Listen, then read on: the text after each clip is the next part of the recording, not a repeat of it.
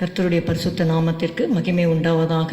இந்த காலை வேளையிலே கர்த்தர் நம்மை ஒன்று கூட்டி சேர்த்து அவருடைய கிருபைக்காக கர்த்தரை நாம் ஸ்தோத்திரிப்போம். ஹல்லேலூயா ஹல்லேலூயா. உம்மை துதிக்கிறோம் துதிக்கிறோம் துதிக்கிறோம். நன்றி அப்பா. ஸ்தோத்திரம் ஸ்தோத்திரம் ஸ்தோத்திரம். இயேசுவின் ரத்தம் ஜெயம், இயேசுவின் ரத்தம் ஜெயம். ஹல்லேலூயா.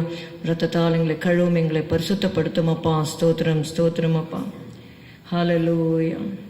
நிலையில்லா மண்ணில் எனக்காய் விலையில்லா ரத்தம் சிந்தினார்.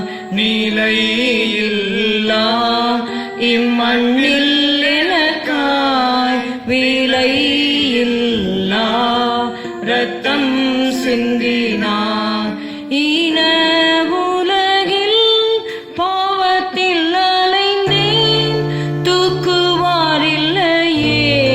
கண்ணீர் சிந்தினேன்.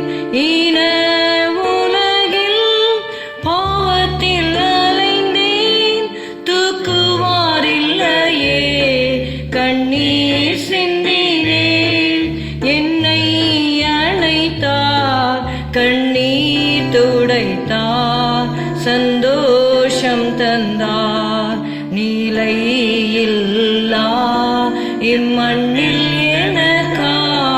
விலையில்லா ரத்தம் சிந்தினார். காணாத ஆட்டை போலவே அலைந்தேன், வழி தப்பியே நான் திரிந்தேனே.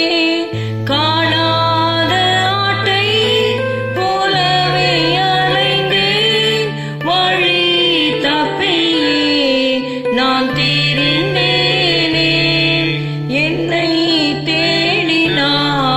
சொந்தம் ஆக்கினார், தம் மந்தையில் சேர்த்தார். என்னை தேடினார், சொந்தம் ஆக்கினார், தம் மந்தையில் சேர்த்தார். நிலையில்லா இம்மண்ணில் எனக்காய் விலையில்லா ரத்தம் சிந்தினார். என் சிலுவை ஏற்று துக்கங்களை சுமந்து மரித்தாரே. என் பாவத்திற்காய் தாம் சிலுவை ஏற்று துக்கங்களை சுமந்து மரித்தாரே. ரத்தம் பாய்ந்திடும் ஊற்றை நோக்கியே பார்த்தேன், பிழைத்தேன்.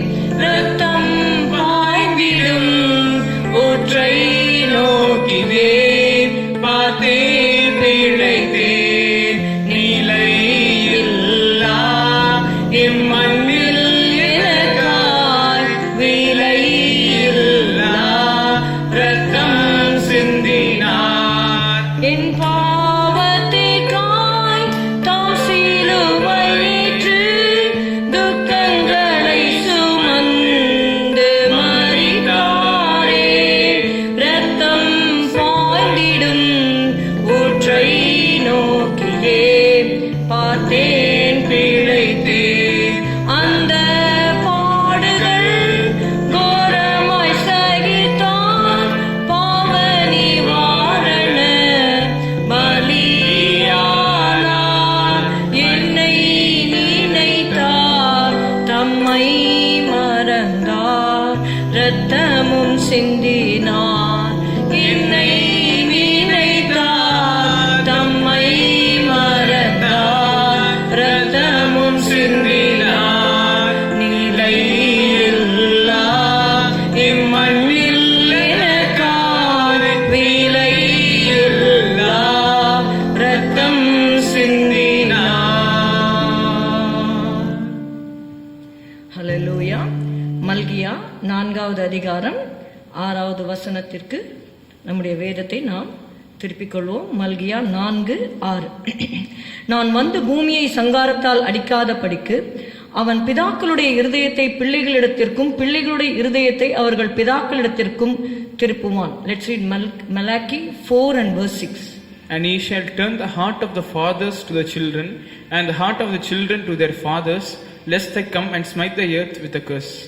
This prophecy was actually fulfilled in John the Baptist. Here it is said about Elijah, அதாவது எலியா தீர்க்கதரிசியை அனுப்புகிறேன் என்று சொல்லி வேதத்தில் முன் சொல்லப்பட்ட அந்த தீர்க்க தரிசனம் யோவான் ஸ்நானனில் நிறைவேறிற்று என்று நாம் பார்க்கிறோம். அதை இயேசு சொல்லும் பொழுது மத்தேயு 11வது அதிகாரத்திலே நாம் பார்க்கிறோம். 14வது வசனம், நீங்கள் ஏற்றுக்கொள்ள மனதாயிருந்தால் வருகிறவனாகிய எலியா இவன்தான். Matthew 11 and verse 14.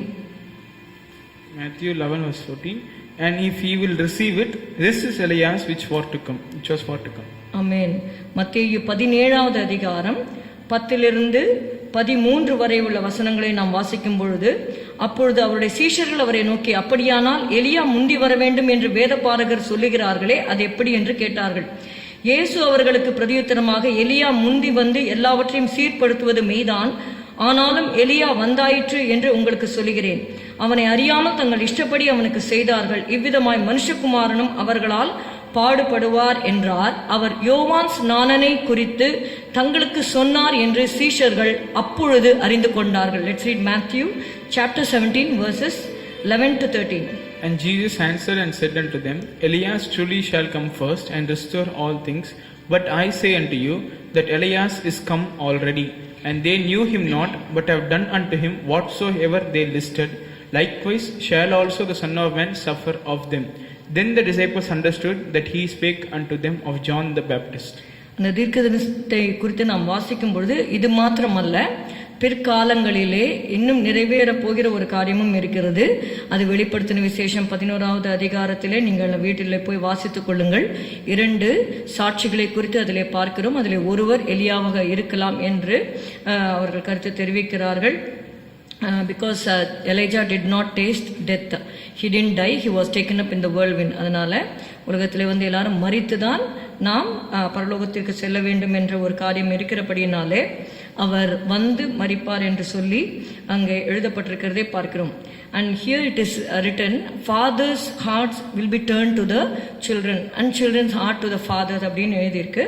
This does not refer to the settlement of family disputes. நம்ம இந்த மாதிரி இன்னொன்னே அப்பா பிள்ளை அப்படி இல்லை. இது வந்து it refers to the pious forefathers. நம்முடைய முற்பிதாக்கள் எப்படியாக தேவனை தொழுது கொள்வதிலே அவர்கள் உற்சாகம் காட்டினார்கள் என்பதை நாம் வாசிக்கிறோம். ஏசாயா 29வது அதிகாரம் 23, 24 நீங்கள் வாசித்தீர்களானால், அவன் என் கரங்களின் செயலாகிய தன் பிள்ளைகளை தன் நடுவிலே காணும்போது என் நாமத்தை பரிசுத்தப்படுத்துவார்கள். யாக்கோபின் பரிசுத்தரை அவர்கள் பரிசுத்தப்படுத்தி இஸ்ரவேலின் தேவனுக்கு பயப்படுவார்கள். வழுவி போகிற மனதை உடையவர்கள் புத்திமான்களாகி முறுமுறுக்கிறவர்கள் உபதேசம் கற்றுக்கொள்வார்கள். Isaiah 29, 23 and 24. But when they seeth his children, the work of mine hands, they shall sanctify my name and sanctify the Holy One of Jacob, and shall fear the God of Israel. They also that erred in spirit shall come to understanding, and they that murmured shall learn doctrine. Here fathers மல்கியாவில் பிதாக்கள் என்று சொல்லும்போது it refers to our pious forefathers who are very godly. Sons என்று சொல்லும்போது they represent degenerate descendants of Malachi's own time. மல்கியாவுடைய காலத்திலே தேவனை தொழுது கொள்ளாத பின் சந்ததியாரை குறித்து அங்கே எழுதப்பட்டிருக்கிறது.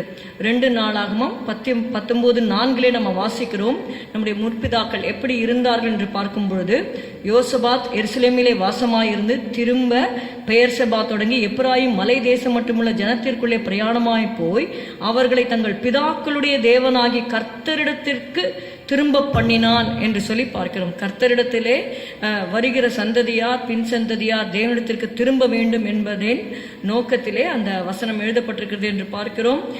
ஆபிரகாமை குறித்து நாம் வாசிக்கிறோம். அவன் தன்னுடைய பிள்ளைகளுக்கு கர்த்தருடைய வார்த்தையை அவன் உபதேசிப்பான் என்று சொல்லி, அப்படியாக இப்பொழுது இருக்கிற இந்த கடைசி காலத்தில் இருக்கிற நாம் கர்த்தருடைய வார்த்தையை பற்றி கொண்டு நம்முடைய முற்பிதாக்கள் நமக்கு காண்பித்த அந்த அடிச்சுவடுகளை நாம் பின்பற்றி சுலபமாக கர்த்தர் தாமே நம்மை ஆசீர்வதிப்பாராக. ஸ்தோத்திரம் அப்பா, உம்மை துதிக்கிறோம் துதிக்கிறோம் துதிக்கிறோம் ஆண்டவரே.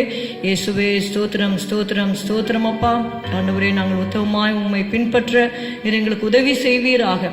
கிறிஸ்துவும் ஆண்டவரே பாடுபட்டு நாம் அவருடைய அடிச்சுவடுகளை பின் தொடரும்படியாக நமக்கு மாதிரியை பின்வைத்து போனார் என்ற வார்த்தையின்படி நாங்கள் உம்மை பின்தொடர உதவி செய்யும். இயேசுவின் நாமத்தில் பிதாவே, ஆமென். எல்லாரும் சேர்ந்து சொல்லுவோம். என் ஆத்துமாவே கர்த்தரை ஸ்தோத்திரி, என் முழு உடமையுடைய பரிசுத்த நாமத்தை ஸ்தோத்திரி.